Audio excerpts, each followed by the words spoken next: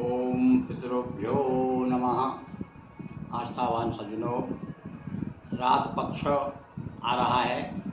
इस पितृपक्ष में विशेष रूप से कुछ श्राद्ध से संबंधित कुछ ज़रूरी जानकारियाँ को लेकर के मैंने एक चालीसा ही तैयार कर दिया है और उसका नाम मैंने रखा है पितृदेव चालीसा, जो प्रकाशित भी हो चुका है। इसके कुछ अंश जो ज़रूरी है मैं आपको बताने जा रहा हूँ। तो सबसे पहले बात तो ये है कि श्राद्ध पक्ष में तर्पण और ब्राह्मण, तो तर्पण के लिए तो मैंने अलग से वीडियो बना दिए हैं। आज श्राद्ध पक्ष की चर्चा करते हैं। हम श्राद्ध में अपने पूर्वजों का श्राद्ध जिस तिथि को दिवंगत हुए उस तिथि को करना चाहिए, और यदि करते हैं तो उसके लिए क्या नियम है और क्या क्या करना चाहिए, थोड़ा सी जानकारी हम आपको दे रहे हैं। बड़े काम की है और बहुत आवश्यक है, ज़रूरी है। पहली बात तो ये है कि आप जिस दिन श्राद्ध हो उसके एक दिन पहले ब्राह्मणों को न्योता करना चाहिए। एक ब्राह्मण हो अथवा 3 हो, ऐसा कहा है कि 2 ब्राह्मण नहीं न्योते जाते। एक तो ये बात, और निमंत्रण एक दिन पहले देना चाहिए, उसी दिन नहीं। और क्या क्या ध्यान रखना है आपको, मैं इसमें विशेष रूप से मैंने बताया है कि लिखा है कि न्योते पंक्ति पावन ब्राह्मण देखें ना हो भ्रष्ट आचरण। और जिसका आचरण ठीक हो वह ब्राह्मण हो, ज़्यादा जब वेद पाठी हो, शास्त्रज्ञ हो, और जिसका आचरण भी ठीक हो। यदि खोटे स्वभाव का ब्राह्मण अथवा श्वेत कुष्ठ वाला तन, रोगी भी नहीं होना चाहिए। खोटे स्वभाव वाला यानी क्रोधी स्वभाव का नहीं होना चाहिए, और उसको कभी न न्योता देना, बदले में क्यों अपयश लेना।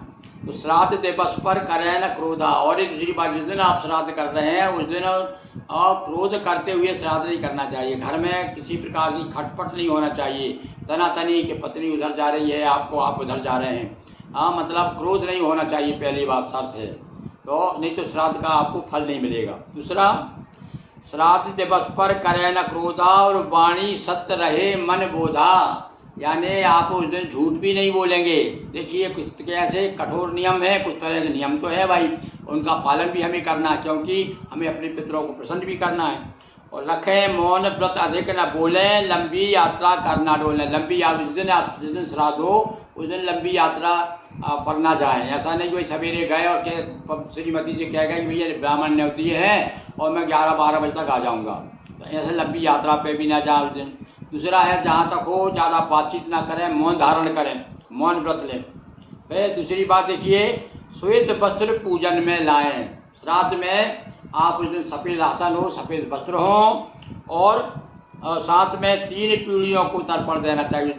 जिस दिन श्राद्ध हो उस दिन अपन घर में तर्पण भी दें। तर्पण की विधि मैंने अलग से बता दी है। अच्छा, इसके अलावा क्या है, ब्राह्मणों को जो भोजन कराएं तो विशेष रूप से उनका मुख और दक्षिण दिशा की तरफ होना चाहिए। ये भी विशेष रूप से ध्यान नहीं रखते, तो ये नई बात मैं आपको बता रहा हूँ। दक्षिण दिशा तरफ मुँह हो उसका, और इस प्रकार से ब्राह्मणों को ब्राह्मण मुख दक्षिण दिशा ओरा, और भोजन समय हो ये नहीं शोरा है। ज़्यादा है कि भाई टीवी भी चालू कर दी, टीवी भी चल रही है, ब्राह्मण भोजन भी करा रहे हैं और भी ज़्यादा गपशप हो रही, तो बिल्कुल मौन धारण करके और भोजन कराना चाहिए।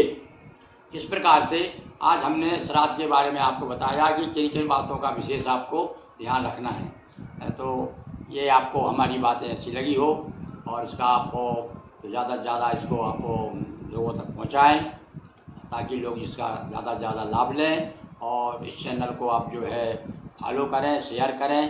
पहली बार यदि आप देख रहे हैं तो सब्सक्राइब करें अथवा सदस्य बन जाएं। बहुत बहुत धन्यवाद।